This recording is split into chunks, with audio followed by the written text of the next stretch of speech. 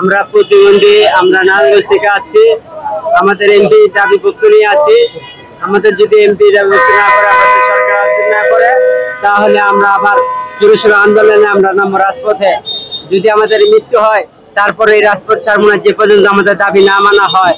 আমরা অবহেলিত, আমরা শিক্ষার আলো চাই, আমরা সবাই বাঁচতে চাই স্বাধীনভাবে। এই স্বাধীন বাংলাদেশে আমাদের সরকারের সুযোগ সুবিধা যেন পাই থেকে এসেছে। তো আমাদের পুরা 64টা জেলার মধ্যে আমাদের যে প্রতিবন্ধী স্কুলগুলি আছে, এইগুলি এমপিওভুক্ত করার জন্য আমরা বিশেষ জোর দাবি জানাইছিলাম। একে 22 বার আমাদের বিভিন্ন কথা বলে সরকার বলেন বা যারা ক্ষমতায় ছিল বলেন, প্রত্যেকেই আশ্বাস দিছে, কিন্তু কোনো কাজ হয়নি। অতএব আমরা এই 23তম আন্দোলনে আসছি। এই 23তম আন্দোলনে আমরা অবশ্যই দাবি আদায় করে ছাড়বো ইনশাল্লাহ। শান্তিপূর্ণভাবে আমরা এখানে এর সমাধান করে নিয়ে যাব।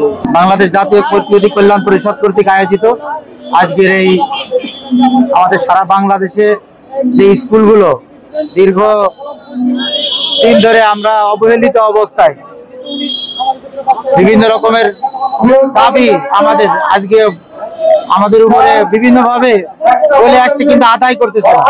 এই আদায়ের উপলক্ষে আমাদের আজকের এই অবস্থান কর্মসূচি। আমরা বিভিন্ন বাংলাদেশের বিভিন্ন জেলা থেকে, বিভিন্ন ইউনিয়ন ডিস্ট্রিক্ট থেকে আমরা একত্রিত হয়েছি। আমাদের একটাই দাবি, আমাদের এই প্রতিবন্ধী যে স্কুলগুলো আছে, এই স্কুলগুলোকে স্বীকৃতি দিতে হবে, এমপিও করতে হবে। আমরা বাংলাদেশের সবচাইতে অবহেলিত, যারা সমাজের সবচাইতে স্পর্শকাতর ছেলে মেয়ে, যারা তাদেরকে আমরা লালন পালন করি। যদিও বা আমাদেরকে নাম দেওয়া হয়েছে স্পেশাল এডুকেটর, কিন্তু আমাদেরকে এভাবে মূল্যায়িত করা হয় না। আমাদের কাজ আছে, আমরা এত কষ্ট করি, পরিশ্রম করি, কিন্তু আমাদের স্বীকৃতি নাই।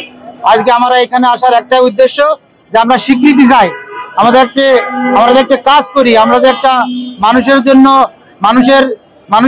মানুষের কাছে যে বিভিন্ন রকমের কর্মহীন, অক্ষম এইসব বাচ্চাদেরকে আমরা লালন পালনের দায়িত্ব নিয়েছি, আর এই দায়িত্ব পুরা করতেছি, কিন্তু আমাদের কোনো স্বীকৃতি আমরা পাচ্ছি না।